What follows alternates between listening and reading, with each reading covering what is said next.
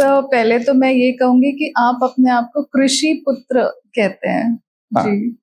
तो इस ये जो शब्द है कृषि पुत्र, ये क्या आपको अपने रूट से जुड़े रहने में मदद करता है? 2006 मेरे ख्याल से वो साल था जब बाबा रामदेव ने एक कॉल दिया था कि हमें प्रशिक्षक चाहिए जी। जो समर्थ हो, सक्षम हो। ब्राजील में क्या है कि अंग्रेजी कोई जानता नहीं है, तो अच्छा। मेरी एक साथी थी रोटेरियन, तो वो उसका ट्रांसलेट कर इसमें पुर्तगीज में अनुवाद करती थी और जी। उनको बताती थी। जी। Hello and welcome to let's connect and grow together. आज के हमारे गेस्ट श्री शशि वरवनकर जी इंजीनियर भी हैं और बिजनेसमैन भी। रंगमंच से जुड़े हुए हैं पर समाज सेवा भी करते हैं। उन्हें दुनिया घूमने का शौक है और योग के बिना उनके दिन की शुरुआत नहीं होती। तो आइए हम बात करते हैं श्री शशि जी से। Hello sir and welcome to our channel.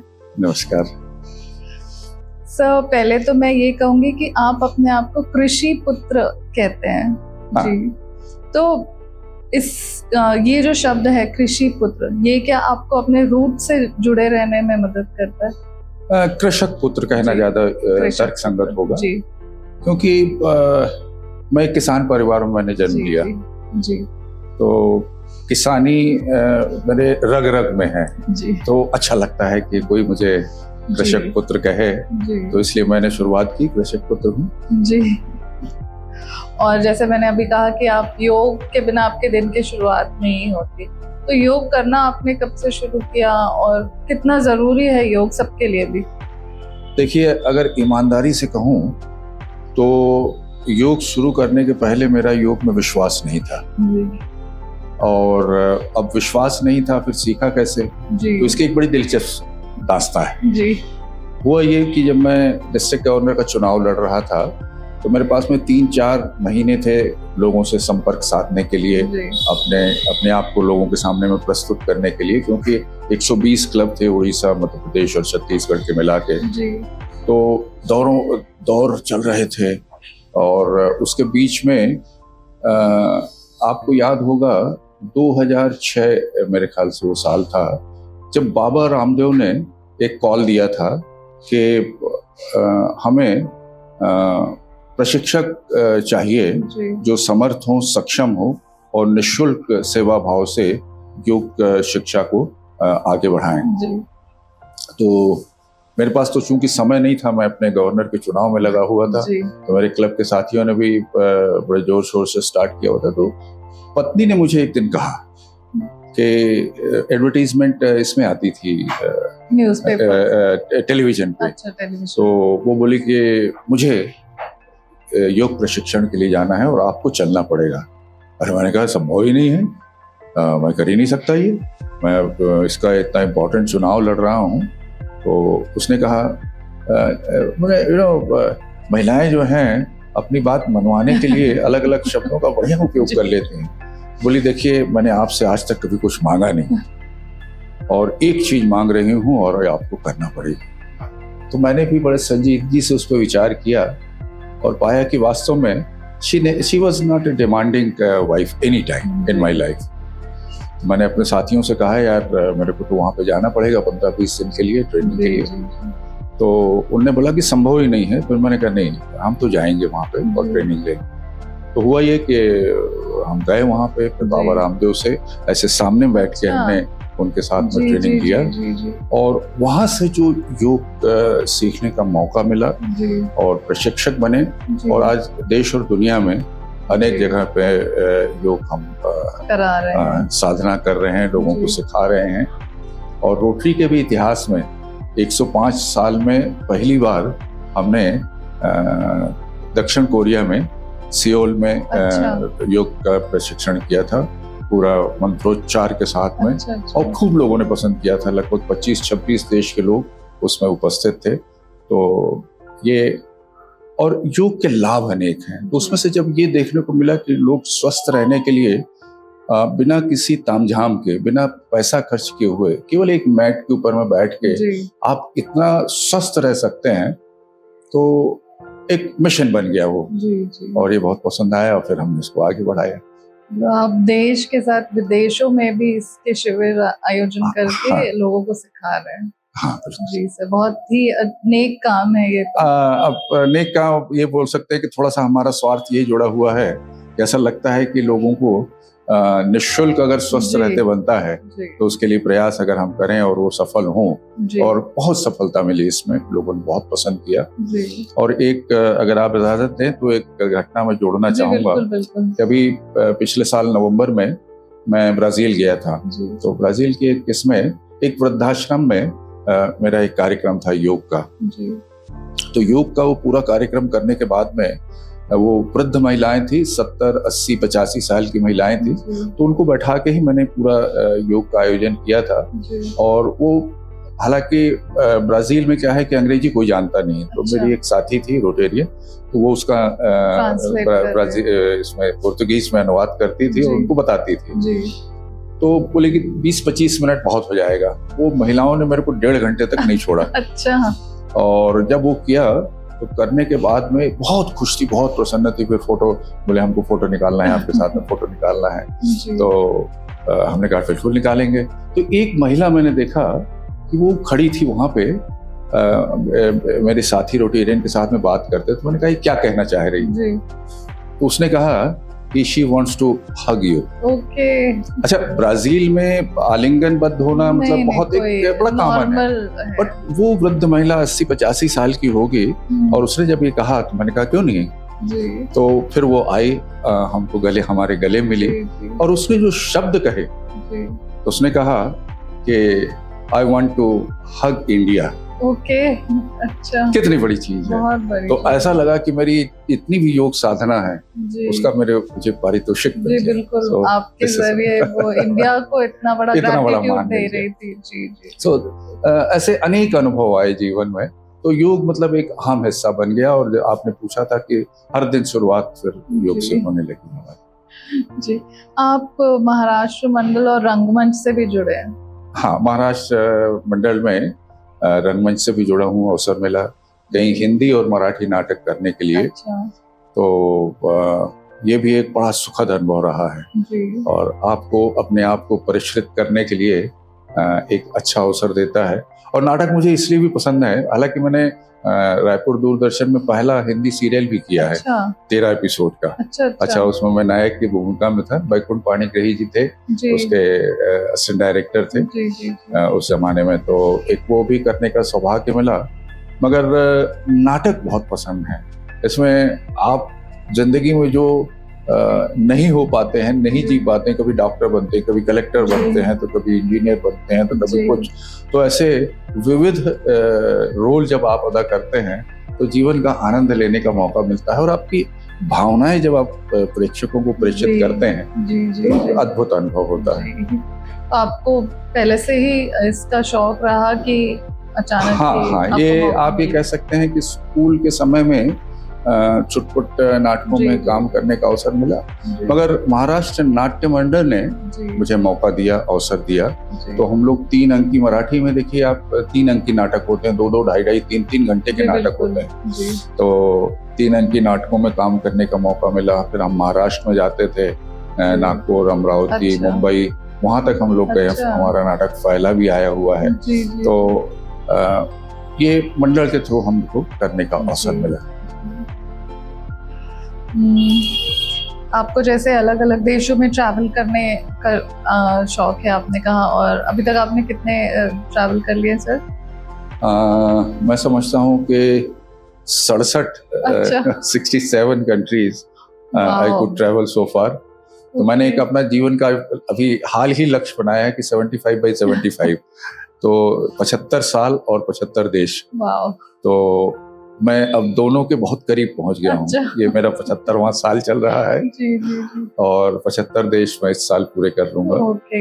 And next target also I have fixed up for myself, 100 countries. Very nice and will pray कि आप अपने टारगेट Oh, को thank you जरूर so much. अचीव कर पाएं। तो आप जैसे इतने सारे देशों में ट्रैवल किया है, तो आपको कौन सा ऐसा देश है जहाँ का कल्चर, ट्रेडिशन और लोग सबसे ज्यादा पसंद आए होंगे?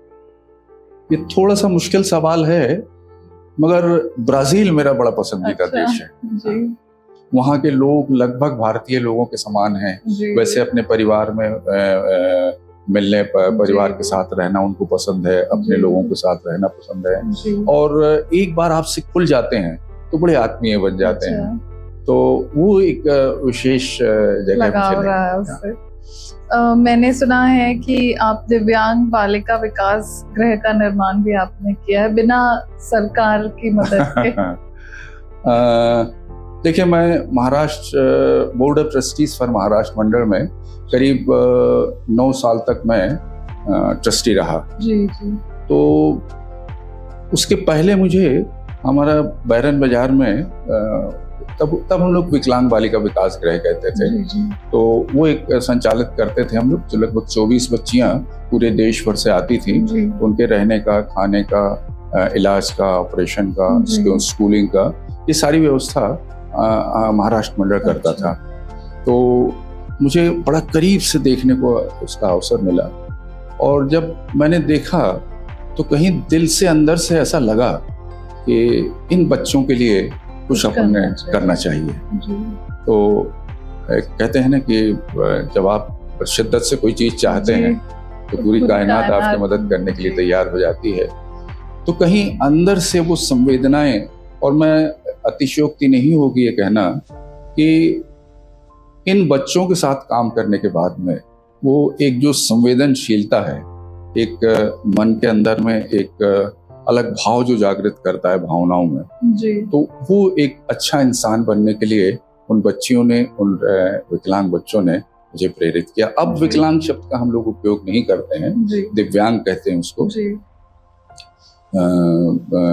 और तो वहाँ पे जब हमने करीब से देखा तो फिर हमने एक लक्ष्य निर्धारित किया कि हमारा अपना, तब हम लोग किराए के भवन में वहाँ पे कर रहे थे। जी तो समता कॉलोनी में सरकार ने हमें अपनी जगह जमीन दी थी, जी तो जो लगभग बेजा कब्जा हो गया था उसके ऊपर में, जी तो उनको कब्जे को खाली कराया। फिर उसके ऊपर में हमने एक धरती धुरारी बोल के एक बहुत सुंदर आयोजन किया था, जी। राजस्थान की परंपराओं पे, उनके नृत्य और शैली। अच्छा। और उसके भी एक भार्गव फोटोग्राफर हुआ करते थे, तो उनके बहुत सुंदर चित्र और उतनी खूबसूरत उनकी आवाज थी। अच्छा तो वो करीब एक घंटे 110 मिनट का वो नृत्य नाटिका थी। अच्छा तो उसका प्रस्तुतिकरण किया और उससे पैसे इकट्ठे किए, जी और सारे के सारे पैसे लगा के फिर हमने अपना भवन अच्छा। बनाया वहाँ पे।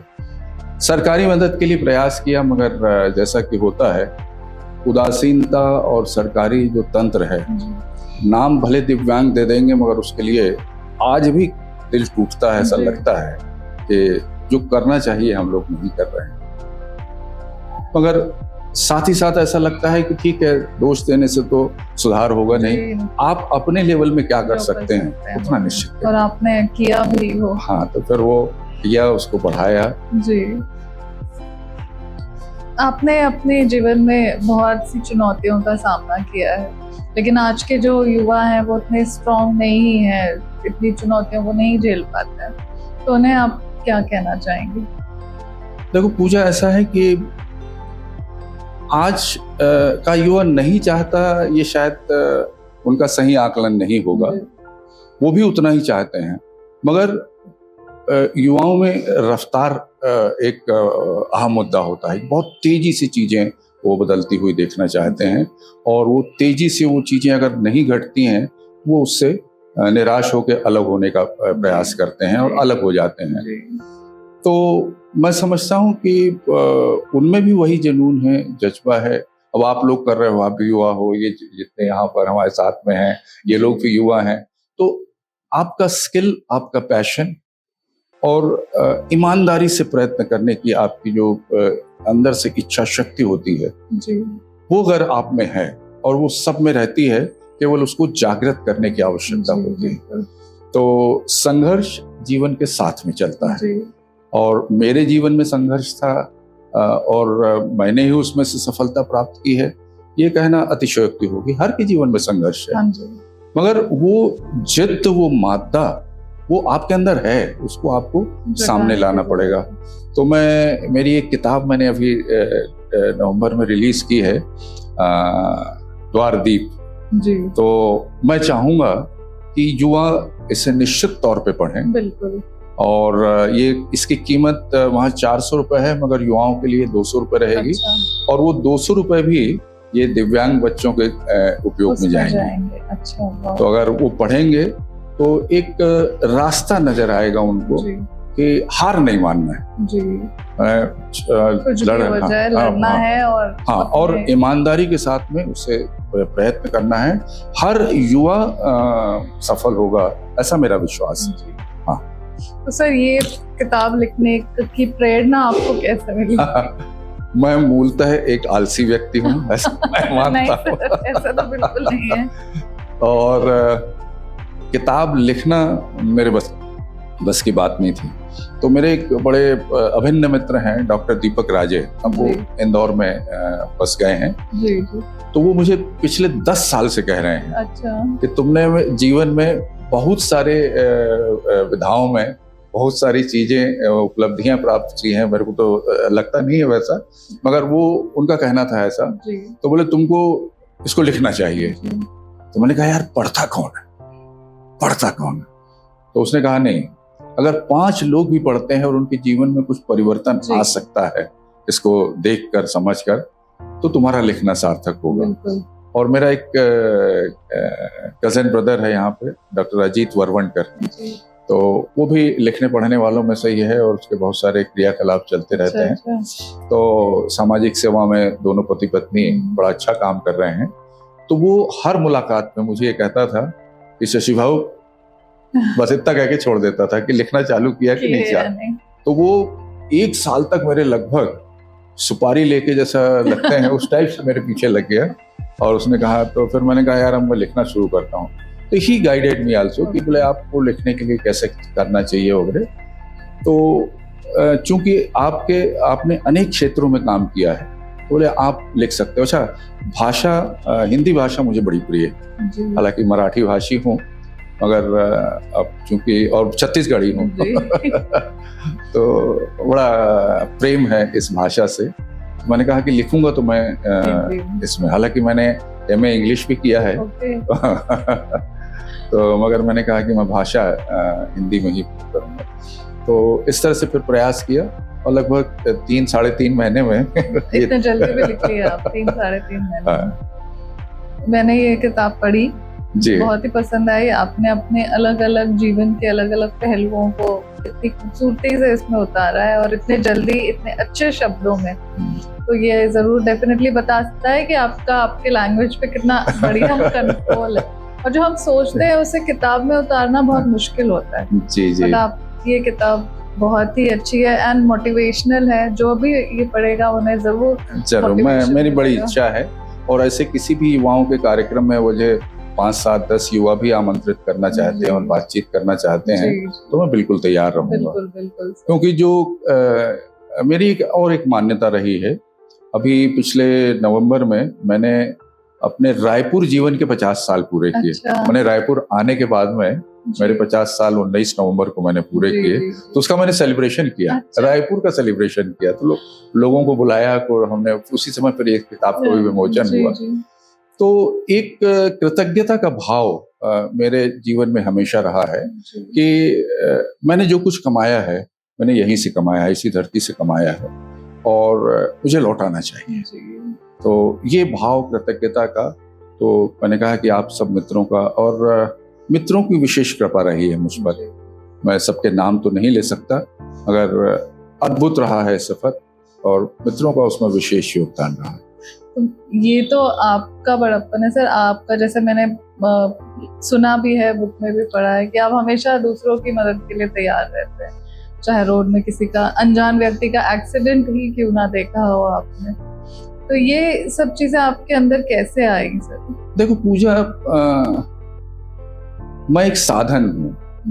जब भी हम किसी की मदद करते हैं तो ईश्वर हमारा चयन करता है। आप एक साधन बन के उसके पास जाते हैं और उसकी मदद करना चाहते हैं, और मदद करने का जो एक सीख मुझे, तो मैंने आई मतलब माँ को कहते हैं मराठी में, तुम भी जानती हो। तो मैंने पहले ही अध्याय में लिखा है कि हम लोग कटनी में, मध्य प्रदेश कटनी, वहाँ रहा करते थे, खेत पे रहते थे। तो मेरी आई ने कुछ सामान लेने के लिए कुछ पैसे दिए। उन दिनों सिक्के ज़्यादा चलते थे, उनका वजन भी होता था जी। और हमारे लिए कुछ ज़्यादा था। तो मैं साइकिल, कैंची साइकिल चला के जा रहा था और पता नहीं रास्ते में वो पैसे फटी जेब से कब गिर गए पता नहीं चला। तो घर आया तो फिर माँ के सामने में उसने पूछा सामान नहीं लाए। मैंने कहा कि आई पैसे कहीं गिर गए।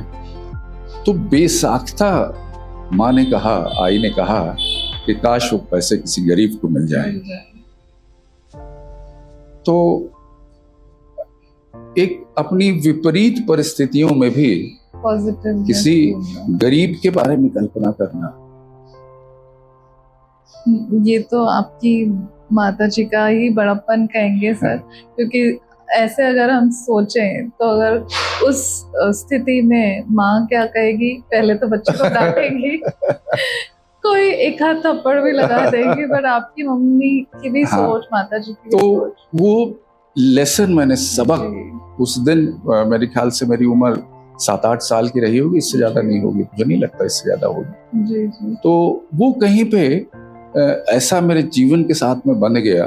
तो फिर ऐसा लगा कि नहीं, हम जितनी भी हमारी सामर्थ्य है उससे कहीं अधिक हम कर सकते हैं, ये भाव कहीं मन में आया। तो वो माँ से सीखा, मैंने आई से सीखा। जी, बहुत ही इंस्पिरेशनल रही हैं आपकी माता जी भी, आपके लिए भी। एंड मुझे लगता है उस वक्त वो जिन जिन लोगों से मिली होंगी उनके अरे बहुत प्यारा गाती थी वो। अच्छा। तो उसकी स्मृति में हमने महाराष्ट्र मंडल अभी बहुत नया, बहुत सुंदर बना है, खूबसूरत बना है। तो उसमें जो रंगमंच है, मैंने अपनी माँ के स्मृति में उसको बनाया है वहाँ।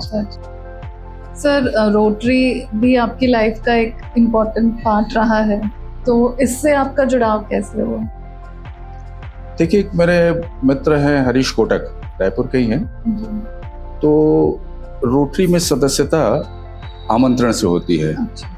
मैंने आप अप्लाई करके रोटरी में नहीं जा सकते। अच्छा। तो उसने मुझे रोटरी में आमंत्रित किया। तो वैसे मेरे भी ख्यालात वैसे ही थे कि रोटरी अभिजात्य वर्ग की एक संस्था है, जहाँ हमारे सरीके सामान्य लोगों का मतलब वहाँ पे निभाव बड़ा मुश्किल है। तो मैंने उससे प्रश्न किया, मैंने कहा कि हम क्या कर पाएंगे वहाँ पे, मतलब कोई। तो उसने कहा नहीं, तुम आओ और उसके बाद तुमको मजा भी आएगा और हम मिलके कुछ अच्छा कर सकेंगे। तो उसने आमंत्रित किया मुझे और फिर हमने रोटरी ज्वाइन की way back in I think 86। तो अब मुझे अगले साल 40 साल हो जाएंगे रोटरी में। तो निश्चित तौर पे जैसा तुमने कहा भी है कि एक अभिन्न हिस्सा बन गई रोटरी मेरे जीवन का। और रोटरी में जुड़ने के बाद में जो सबसे अच्छी बात लगी, तो रोटरी समानता का जो पाठ पढ़ाती है जी, तो वो बड़ा अच्छा लगा। जी। तो फिर मैं इसमें ब्राजील कोट करना चाहूंगा। वे बैक इन 98 में ग्रुप स्टडी एक्सचेंज टीम का लीडर बन के यहाँ से गया था। अच्छा। तो हमारे शहर के डॉक्टर प्रकाश भागवत हैं, वो भी मेरे साथ गए थे टीम मेंबर बन के। तो वहाँ पे जब हम मीटिंग अटेंड करने जाते थे तो हम अब 4 हमारे जो साथी थे उनका परिचय कराते थे जी। तो जैसे हमने कहा डॉक्टर प्रकाश भागवत, डॉक्टर रश्मि अग्रवाल मेरे साथ में थी जी। और डॉक्टर भागड़ीकर थे और एक कलेक्टर थे मेरे साथ। अच्छा। तो मैं उनको ऐसा परिचय कराता था, एक परंपरा है हम लोग की परिचय कराने। तो मेरे जो कुछ मित्र थे वहाँ पे, हिंदुस्तानी थे, तो उससे मीटिंग के बाद में बहुत नाराजगी जाहिर की उनने। अच्छा। उन्होंने कहा कि ये तुम क्या कर रहे हो, ये कोई इंट्रोडक्शन करने का तरीका होता है? तो वो बोले कि आप, मैंने कहा क्यों, क्या हुआ? तो बोले डॉक्टर नाम है उसका। मैंने कहा भाई डॉक्टर उसका पेशा है। तो रोटरी में क्या होता है कि नाम और उसके बाद में आपका पेशा, ये साथ साथ चलते हैं। अच्छा। तो बोले तुम उसका पेशा बताते हो, डॉक्टर कहे के आप भेदभाव कर रहे हो। अच्छा। हम इस कमरे में जब आते हैं तो हम सब बराबर हैं। एक लेसन मिला मुझे जी, बिल्कुल। और मैंने समझा, मैंने कहा भैया हमारे यहाँ पे अगर डॉक्टर को नाम लेके कहें तो डॉक्टर इलाज करने से मना कर देगा। मैंने कहा तो फिर हमने सुधार किया। तो ये एक बड़ी खूबसूरत चीज मुझे रोटरी में देखने मिली, जी, कि समानता का पाठ पढ़ाते हैं। बिल्कुल। तो अगर जैसे आपने बोला कि हर कोई रोटरी नहीं ज्वाइन कर सकता, इनविटेशन पे हाँ, ही invitation। ज्वाइन करते हैं, तो इसके और जैसे कोई अगर इच्छुक है ज्वाइन करने के, हाँ तो उसे किसी के थ्रू ही जाना हाँ, पड़ेगा? वो उसके साथी हैं, मित्र हैं, वो अप्रोच कर सकता है, मगर जो एक प्रक्रिया है वो आमंत्रण के माध्यम से है। जी, जो अपने पेशे में अग्रणी हो, जी, एक नैतिक मूल्यों का पालन करता हो, जी, ऐसे व्यक्ति का चयन, और जो समाज सेवा में कुछ अपना योगदान इच्छा देना रखते चाहता हो। हो, जी, तो ये कुछ चीजें हैं जो एक व्यक्ति में होना आवश्यक मानते हैं, और इसीलिए पूछ परख पहले कर ली जाती है जी, कि क्या उन मापदंडों में वो खरा उतर रहा है, जी, और उसके पश्चात रोटरी में उसे आमंत्रित करते हैं। जी। तो सर मैं ये जानना चाहूंगी कि रोटरी भारत में कैसे आया, इसकी यहाँ शुरुआत कैसे हुई? मेरे ख्याल से 1920 में रोटरी का प्रारंभ हुआ था अमेरिका में, 1905 में। जी, 4 लोगों ने मिलके रोटरी का एक किया था। तो उसमें मैत्री और परस्पर मिलना और व्यवसाय के बारे में बातचीत करना, ये उसका मुख्य भाग रहा है उस समय जब स्टार्ट की थी। और 1920 में ये कलकत्ता में पहला रोटरी क्लब अच्छा। गठित किया गया, अच्छा, और आज उसका पूरे भारत में विस्तार जिस तरह से है, और बिल्कुल, अमेरिका के बाद में सबसे ज्यादा रोटेरियंस की संख्या अगर कहें तो वो भारत में है। ओके, और डोनेशन के मामले में भी अगर कहें तो हम लोग का एक फाउंडेशन है, रोटरी फाउंडेशन हम उसे कहते हैं, बड़े फख्र से कहते हैं, और उस अपना कमाया हुआ पैसा उस फाउंडेशन को देते हैं, बिल्कुल, जिसके माध्यम से पूरी दुनिया में सेवा के कार्य किए जी, जाते जी, हैं। बिल्कुल, तो वो फाउंडेशन जो बड़ा हमें प्रेरित, उसी के माध्यम से देखिए आज पोलियो जी, बिल्कुल। उन्मूलन का जो कार्यक्रम किया है, ये रोटरी के दिमाग की उपज है, जी, रोटेरियंस का उसमें योगदान है, और कोई भेदभाव नहीं होता है। दूसरा जो रोटरी का सबसे अच्छा परिचय अगर मैं कहूँ तो बिना भेदभाव के हम सेवा करते हैं। जी, अब देखिए कि दुनिया के सारे देश लगभग पोलियो मुक्त हैं। जी, मेरे ख्याल से 2013 में भारत पोलियो declare मुक्त हुआ कर है, दिया था, जी, और अब 2 ही देश बचे हैं, अफगानिस्तान और पाकिस्तान, जहाँ पे पोलियो विद्यमान है। मगर एक जो पैसा देने का विचार है, जी, वो हर देश, वो अमेरिका हो, यूरोप हो, जापान हो, कोई भी, ऑस्ट्रेलिया हो, न्यूजीलैंड हो, वो लोग भर भर के पैसे दे रहे हैं कि पूरी दुनिया से हमको पोलियो का उन्मूलन करना है। हाँ, क्योंकि एक भी केस अगर बचती है दुनिया में तो फिर से पोलियो वापस जी, आ सकता है, सकता ये भी डर है। जी, तो इसके लिए हर साल लोग पैसा दे रहे हैं, और बिना भेदभाव के। ये वो तो कह सकते हैं ना कि भाई न्यूजीलैंड में तो नहीं है, ऑस्ट्रेलिया में तो नहीं है, तो हम क्यों पैसा दें? बिल्कुल, तो वो मगर दुनिया के किसी भी भाग में हो रहा है, जहाँ जरूरत है वहां पे रोटरी पहुंच रहा है, जी, तो उसके लिए लोग तैयार रहते हैं। जी। तो वैसे ही सर आपने अपने कार्यकाल में जब आप डिस्ट्रिक्ट जनरल थे, district governor, sorry district governor थे, तब आपने क्या क्या काम करवाए? ऐसे तो एक तो मेंबरशिप बढ़ाने के लिए सबसे बड़ा काम किया, क्लब्स की संख्या बढ़ाने के लिए। और मेरा सबसे जो रोटेरियंस को संदेश रहता था, तो वो रहता था प्रोजेक्ट प्रोजेक्ट और प्रोजेक्ट। अच्छा, कि अपने उस समय हम लोग को रोटरी फाउंडेशन से मदद नहीं मिल पा रही थी किसी कारणों से, अच्छा, तो बड़े प्रोजेक्ट हम लोग नहीं ले पा रहे थे। फिर भी हमारे कार्यकाल में लगभग 4 करोड़ रुपए के हमने सेवा कार्य लोगों को समर्पित किए। तो प्रोजेक्ट प्रोजेक्ट प्रोजेक्ट, ये मेरी थीम थी, मेरा नारा था, मैं लोगों को बोलता था। तो और उसी के लिए पैसे भी लोगों से मांगता था। जी, तो बोलता है मतलब ब्राह्मण होने का मैंने पूरा फायदा लिया मांगने का। तो जी, और जब तक दूसरों के लिए मांग रहे हैं, दूसरों की मदद के लिए मांग रहे थे, तो बड़े मैंने निसंकोच होकर मैं लोगों से मांगता रहा, और लोगों ने खूब पैसे दिए, फाउंडेशन को खूब लोगों ने जी। पैसे दिए। तो इस तरह से। और दूसरा एक प्रत्येक रोटेरियन का अपना स्वाभिमान है, उसका रक्षण करना हर एक नेतृत्व प्रदान करने वाले की जिम्मेदारी होती है। इस चीज का एहसास मैंने अपने कार्यकाल में निश्चित तौर पर लोगों को कराया जी, कि एवरीबडी इज इम्पोर्टेंट। जी, वेरी नाइस सर। तो सर जैसे कि अभी जैसे आपने बताया कि पोलियो उन्मूलन भी रोटरी ने की ही शुरुआत थी, तो अभी भी ऐसा कोई और प्रोजेक्ट है जो चल रहा है या आने वाला है? अभी पहला लक्ष्य तो हमारा रोटरी इंटरनेशनल का यही है कि हमें पोलियो दुनिया के पूरे पटल से खत्म करना है। जी। तो ये पहला है। तो अब वो अनफॉर्चुनेटली पाकिस्तान और अफगानिस्तान की जो स्थितियां हैं उसके कारण वो नहीं हो पा रहा है। तो बड़े गिने चुने 10-20 केस, 20-50 केस ऐसे आते रहते हैं, कम होते हैं, ज़्यादा होते हैं, मगर वो नहीं हो पा रहे हैं। तब तक रोटरी ने निश्चय किया है कि इसके लिए हम लोग काम करेंगे। और मिलिंडा बिल गेट्स फाउंडेशन वो उसके लिए हमें मदद कर रहा है। और तो इसे हम पहले ये करना चाहेंगे।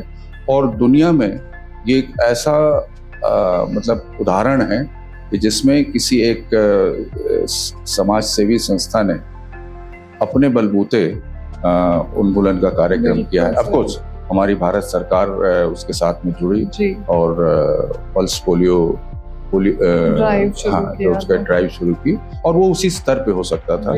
और मुझे बड़ी खुशी है कि पिछले 10 सालों से हम लोग पोलियो मुक्त हैं। और इसकी गंभीरता हम इस तरह समझ सकते हैं कि लगभग 3 से 3.5 लाख बच्चे हर साल पोलियोग्रस्त होते थे केवल हिंदुस्तान में।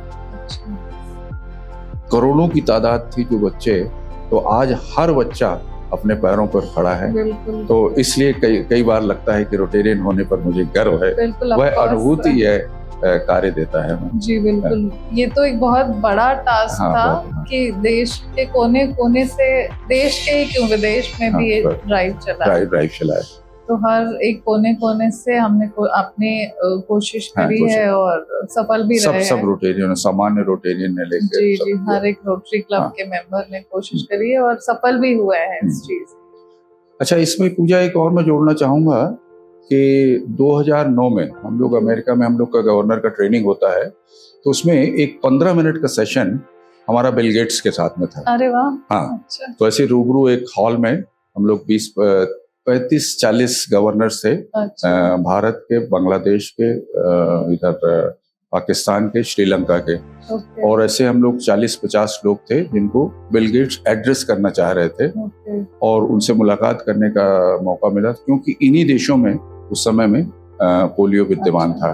तो उसका ये कहना था, और उसने जो बात कही वो मतलब बहुत गहरी और गंभीर बात कही कि बोले अगर दुनिया से अगर कोई पोलियो हटा सकता है तो बोले केवल रोटरी और रोटरी क्लब हटा सकता है। इतना बड़ा आदमी, इतना पैसे वाला आदमी। और उसने फिर इस हमारी छोटी सी संक्षिप्त मुलाकात के लिए जो प्रेरित करना चाह रहा था कि भाई आप लोग पूरा जोर लगाइए, जोर लगा के आगे बढ़िए और इसको हमें पोलियो का उन्मूलन करना है। और अगर हम लोग $1 देते हैं तो वो $2 उसमें मैच करते हैं। अच्छा। उसका इतना विश्वास है। वो तो उसका अपना फाउंडेशन है, वो कुछ भी कर सकते हैं, मगर नहीं, उन्होंने कहा कि रोटरी ही इसको दूर कर सकती है। उस निष्ठा और ईमानदारी के साथ में रोटरी इंटरनेशनल काम करता है। जी। हाँ। और हर कोई मोटिवेट होकर एक दूसरे की मदद तो करता ही है। आप रोटरी में मैंने एक और भी चीज सुनी है जिसे 4-वे टेस्ट कहते हैं, तो ये क्या है सर? देखो, हम जो भी सोचते हैं, करते हैं या बोलते हैं, उसकी एक कसौटी है। अच्छा। तो वो 4 उसके सूत्र दिए हैं। इज इट द ट्रुथ, पहले वाला है। अच्छा। Is it fair to all concern, will it build better friendship and goodwill, will it be beneficial to all. तो मानवता के कल्याण के लिए जितने तत्व हो सकते हैं वो सारे तत्व इन 4 सूत्रों में आपको मिल जाते हैं। और मैं ईमानदारी से कहूँ तो रोटरी में आने के बाद में जो पहला इज इट द ट्रुथ, हम कोई भी काम करते हैं तो हम उसको उस कसौटी पे तौले कि यह क्या सही है, सत्य है। और सत्य कहने का और सत्य के लिए खड़े होने का साहस मुझे रोटरी ने दिया, इसे एक वाक्य ने दिया मुझे जी। और हम पूरे विश्व में विश्व कल्याण की भावना रखते हैं, शांति की भावना रखते हैं।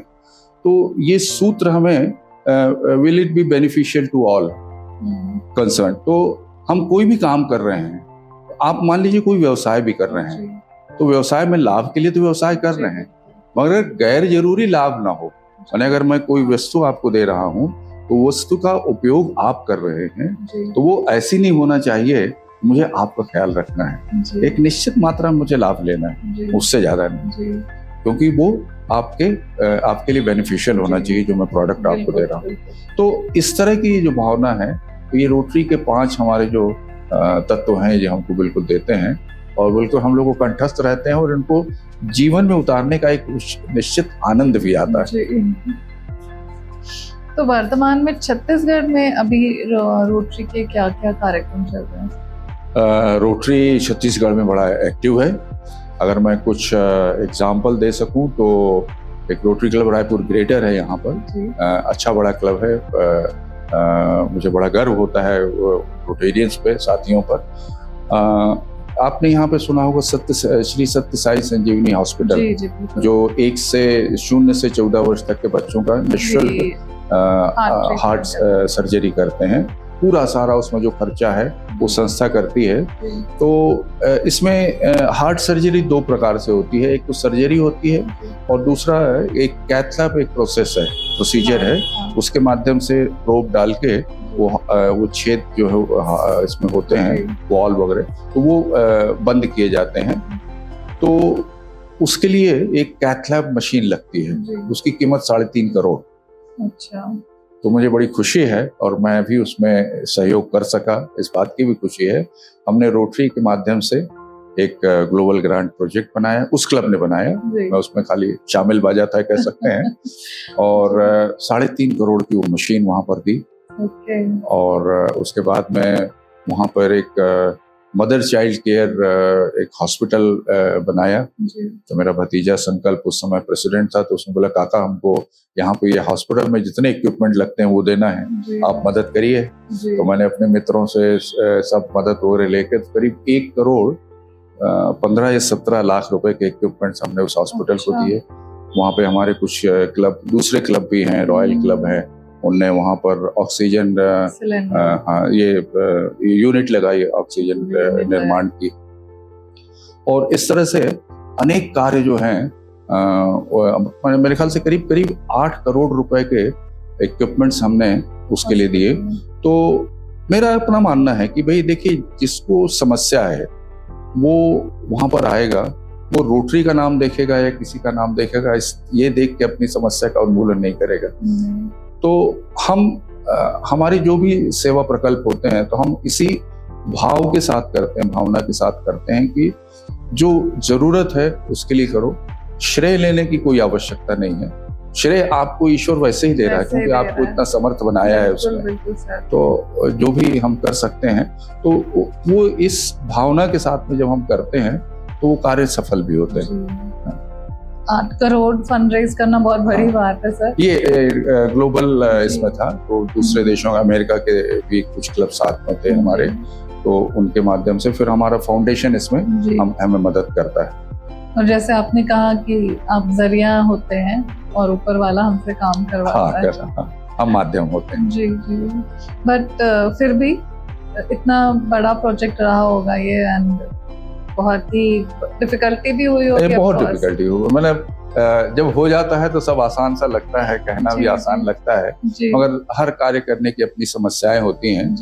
मगर मेरा अपना मानना रहा है, मैं लोगों से अनेक मंचों से ये बात शेयर करता रहा हूँ कि हर अच्छा काम करने के लिए पैसे की आवश्यकता होती है, मगर कोई भी अच्छा काम पैसे के लिए आज तक रुकते हुए मैंने नहीं देखा है। ये तो बहुत अच्छी बात बताई सर आपने। बस वही बात होती कि आपकी वो जिद, क्योंकि जब आप कुछ कार्य कर रहे हैं, नेक कार्य कर रहे हैं, तो ईश्वर आपकी मदद करता है, ईश्वर आपके साथ रहता है।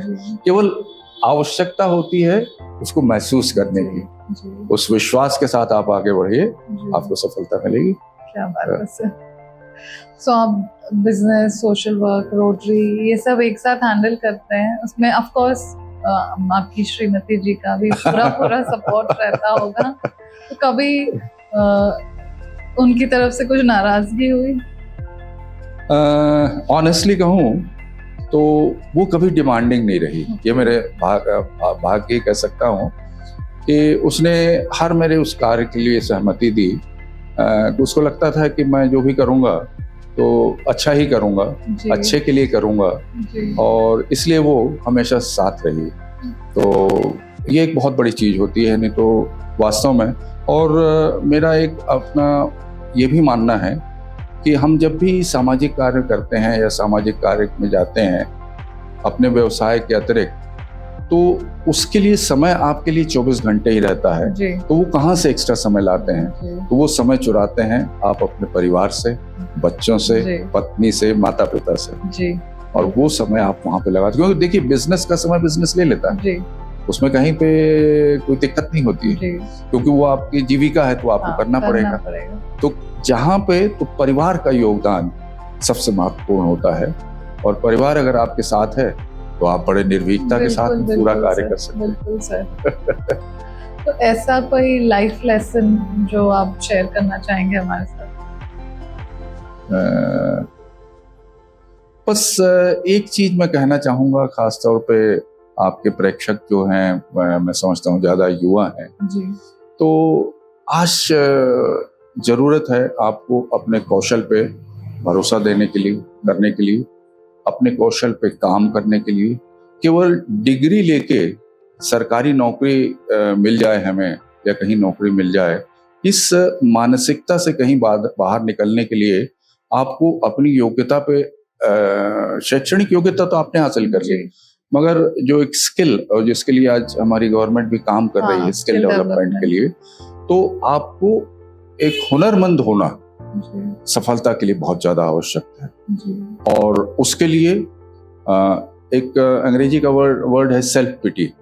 आपको उस सेल्फ पिटी से बाहर निकलना पड़ेगा, आपको अपने प्रति निर्मम होना पड़ेगा, जी, तब जाके आपको सफलता मिलती है। सही कहा। अगर आप ये सोचेंगे कि नहीं नहीं मेरे, क्योंकि आराम सफलता का सबसे बड़ा बाधक होता है, मेरे भाई ने इस पुस्तक में भी कहा है उस चीज को। तो मैं यही कहना चाहूँगा आपके प्रेक्षकों से और युवाओं से कि वो जिद्द पैदा करिए, और ईमानदारी हो सकता है कि आपको पहले चरण में, दूसरे चरण में लगे कि आज उसका कोई महत्व नहीं है, मगर हर बेईमान एक ईमानदार साथी चाहता है। ईमानदारी की परिभाषा अगर आप देखेंगे तो ईमानदारी हर दौर में, हर वक्त में, हर दिन, हर साल आपके साथ में रहना बहुत आवश्यकता है। जी, आप उस पर यकीन कीजिए। जी, थोड़ी देर के लिए असफलता होगी, मगर उसके बाद में जब आप एक कलेक्टिवली जब देखेंगे सारी घटनाओं को जोड़ के, जी, तो आप पाएंगे कि आपकी ईमानदारी उसमें एक बहुत बड़ा प्रेरक का काम करता है। It acts like a catalyst to okay, move, to take you forward. बिल्कुल सही सर। तो अगर आपको ऐसा एक मौका मिले कि आप अपनी लाइफ में पुराने बीते सालों में जा पाएं, तो क्या आप अपनी लाइफ में कुछ चीज बदलना चाहेंगे? मैं एक ही चीज और चाहूंगा अपने लाइफ में, कि एक अच्छा इंसान बन सकूं। तो वो तो आप डेफिनेटली हैं ही सर। अभी न मैं उससे उतना संतुष्ट नहीं हूँ। ओके, मैं कोशिश करूंगा राष्ट्र के लिए कुछ और अच्छा कर सकूं, जी, ये मैं चाहूंगा। और मैंने इस पुस्तक में भी लिखा है कि जब एक ड्राइवर मुझसे कहता है कि जब मैं उतरने लगता हूँ, ओला का शायद वो ड्राइवर था, तो मुझसे कहता है कि बोले सर, मेरी उम्र देख के शायद उसको एहसास हुआ होगा कि इनसे आशीर्वाद लेना चाहिए। तो उसने कहा था कि मैं नहीं जानता कि मेरी आर्थिक क्षमताओं में जो मेरी सीमाएं हैं, इसमें मैं अपने बच्चों को कितना पढ़ा सकूं, मगर ये आशीर्वाद आप उतरते अवश्य दीजिए कि मेरे बच्चे अच्छा इंसान बन सकें। सही बात है, ये बहुत जरूरी चीज होती है। तो देखिए, जिंदगी में आपको केवल किताबें पढ़ के या सुन के, बड़े बड़े भाषणों के माध्यम से और इसके माध्यम से सीखने, हर व्यक्ति जीवन में जो आपके साथ में है, वो कुछ न कुछ आपको सिखा के जाता है। वो ड्राइवर मुझे सिखा के जी, कि एक अच्छा इंसान बनना सबसे जरूरी चीज होती है। थैंक यू सर, आपने हमें टाइम दिया और इतनी अच्छी अच्छी बातें बताई। मैं ये हमारे व्यूअर्स से ज़रूर रिक्वेस्ट करूँगी कि ये बुक प्लीज़ पढ़ें, ये बहुत ही मोटिवेटिंग इंस्पायरिंग बुक है।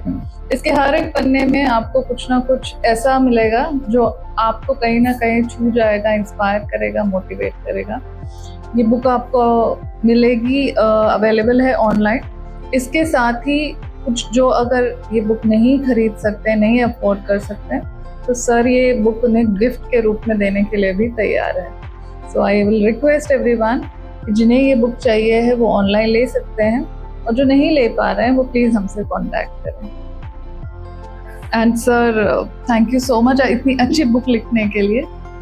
और किसी भी युवाओं को अगर कुछ परेशानी है, कुछ गाइडेंस चाहिए है, वो भी ज़रूर सर से कांटेक्ट कर सकते हैं। हम अपने लिंक में सर का नंबर शेयर कर देंगे। Thank you so much sir. Thank you Pooja, के लिए तुमने इतना मौका मोटिवेट दिया। करने के लिए। और ये हमारे रोटरी के 4-वे टेस्ट इसके पीछे में लिखे हुए हैं, जो मैं कह रहा था। जी जी, तो ये मैं तुम्हें सादर भेंट करना चाहूँगा। Thank you so much sir.